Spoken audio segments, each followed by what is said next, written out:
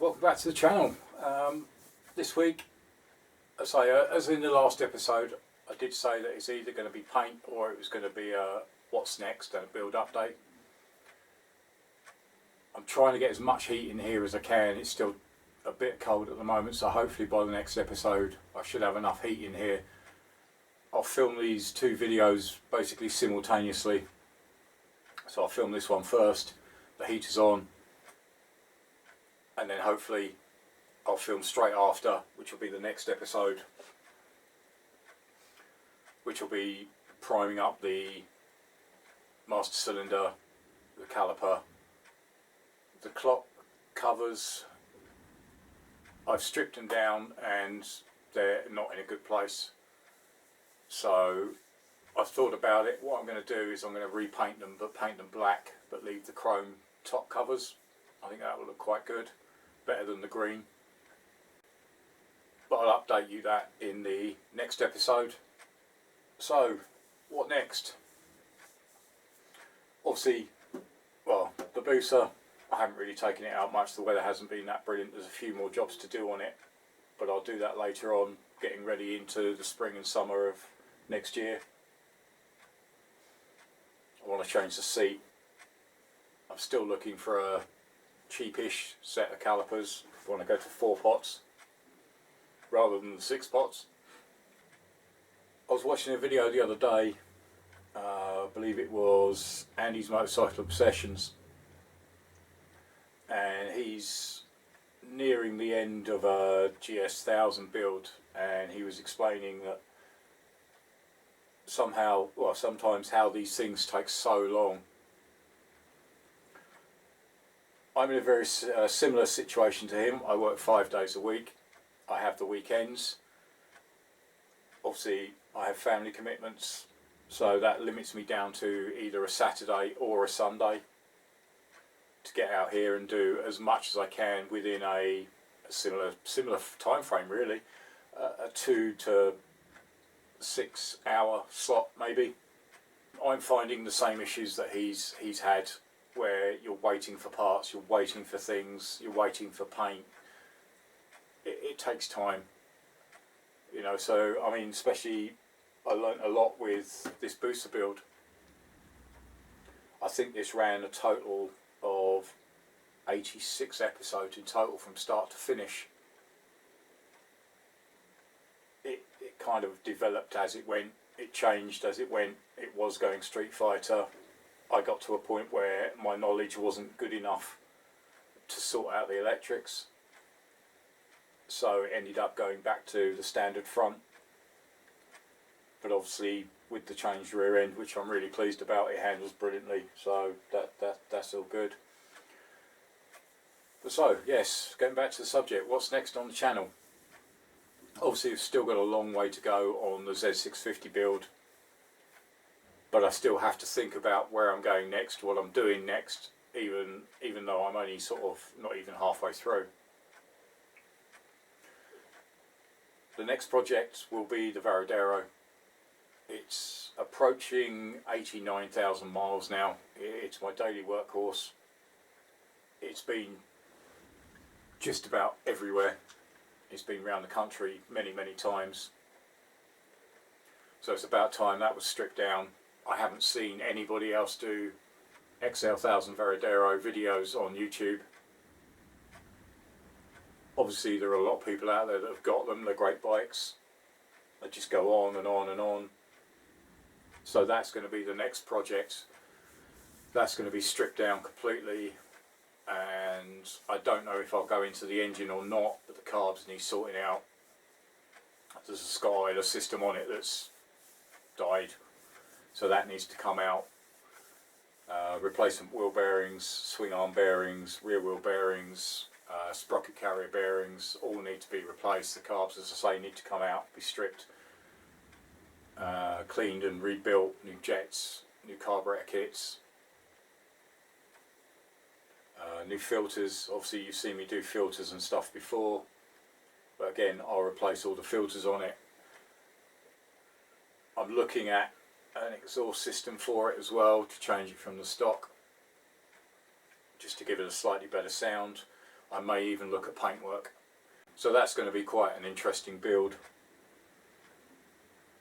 to get that back up and hopefully take it through the 100,000 mile stage, which will be really nice, because I'm sure it will do it. Obviously chain sprockets need replacing, brake pads, etc. So that'll all be done. So that will be coming up next after the Z650 build.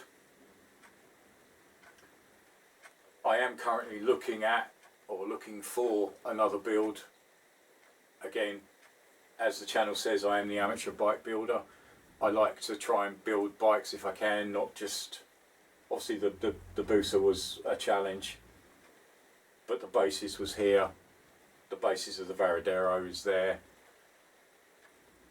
but it's gaining confidence for me. It's gaining experience. After the Varadero build, I'm probably looking at jumping back on the ST1100, so that will probably please the ST1100 forums. There'll be a few more videos on that. I've had quite a lot of questions about, am I going to do a video on the carbs? The answer to that simply is yes. There will be videos coming up on the carburetors. Again, they'll need to be stripped down. It's running good, but it could run better. So we're going to take them carbs out, strip them down, replace all the parts I need to replace, and hopefully that will run a lot better. It is running really well. I'm really happy with it. But again, I use it occasionally. It's mainly for touring. After the ST, as I say, I'm looking at a build which is going to be Kawasaki based. If you remember when I had the Street Fighter, obviously, you know, that had to go. I sold it off in bits. I still have the engine. I know that engine runs. So I'm going to use that as a base. And as I say, this will offend the purists, I know, but at the end of the day, it's my build, it's my project. I'm going to do some sort of butchered classic and see what I can come up with and see how it looks, which should be quite interesting. There's loads of thoughts going through my mind of, do I monoshock it, do I twin shock it? Obviously a lot of the old Kawasaki frames were twin shocks. Monoshock is a possibility. Single-sided swing arm, big bore engine. You know, it's all areas that I've never really covered before, but that could be quite fun. So that kind of just wraps up where I am on the what next, as the video title says. As I say, I'll be revisiting all of the bikes at different stages as I go, because I say some of them are daily riders. I do use them, and they do need regular maintenance, so we will cover bits and pieces. But as for builds, it will be the Varadero, a quick maintenance on the ST, and then hopefully a butchered classic Kawasaki monster type, whatever it comes out like. I really don't know. It won't be a cafe, it won't be a bobber, it will be a street bike, a muscle bike basically. So as I say, I'm currently looking for parts. Frame with V5 is the one I really need. Engine I already have, carburetors I already have. I'm looking at big bore kits, possibly. I don't know. That's something I've never really gone into.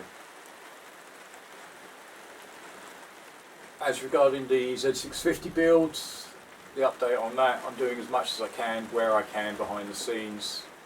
Obviously you've seen that I'm working on the disc. I've still got the frame to do.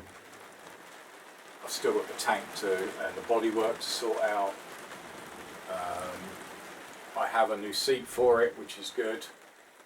So it's going back to a standard seat. I will be keeping the, I can never actually pronounce it, the Juliera 4-2 seat. That'll be staying. I may even get a seat cover for it and see if I can recover it, because the cover's a bit tatty.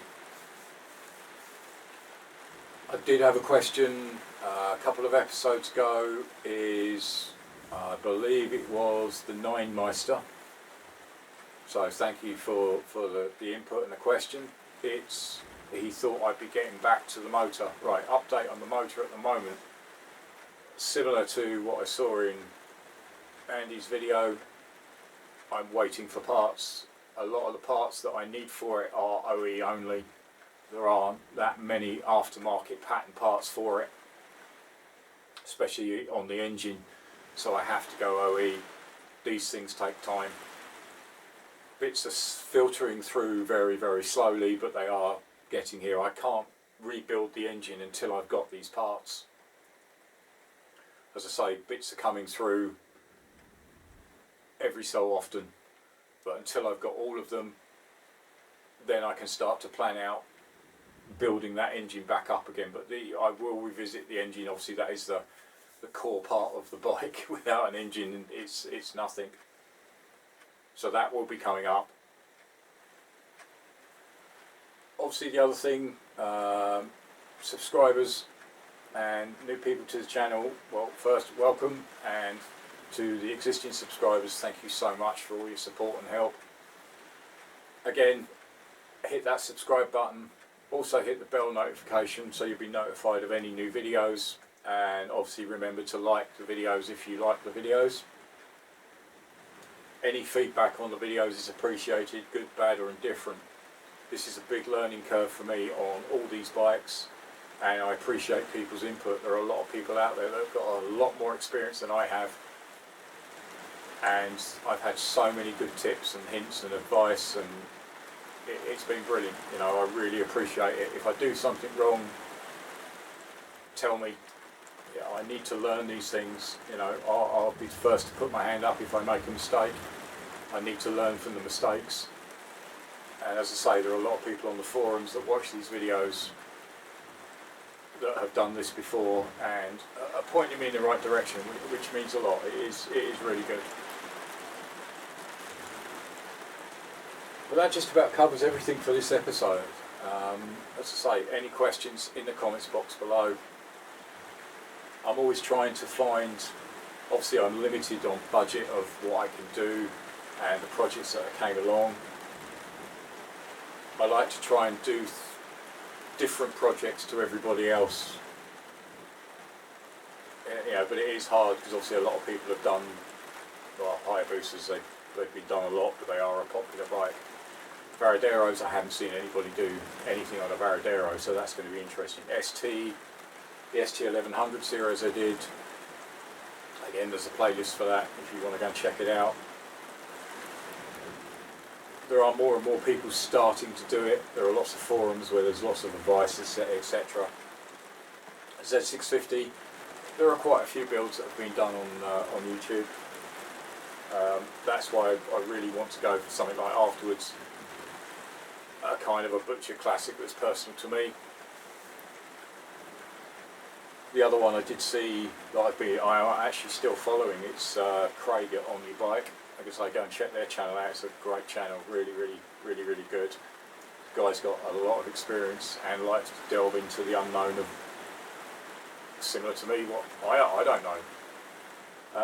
He's building at the moment a Ural Dinector, which obviously had a sidecar on it. That's a really interesting, obscure build, but enjoying every minute of it. So again, I try to look through and see what people are doing and try and do something different. If you guys have got any ideas, obviously, you know, I need to keep the budget low. I am self-funded. Obviously, you know, I have got patrons which help me out, which is fantastic. So thank you to the patrons I've got. All your help and support is really appreciated. All your help and advice, I talk to them as regularly as I can, and yeah, there's some great comments that come from them too.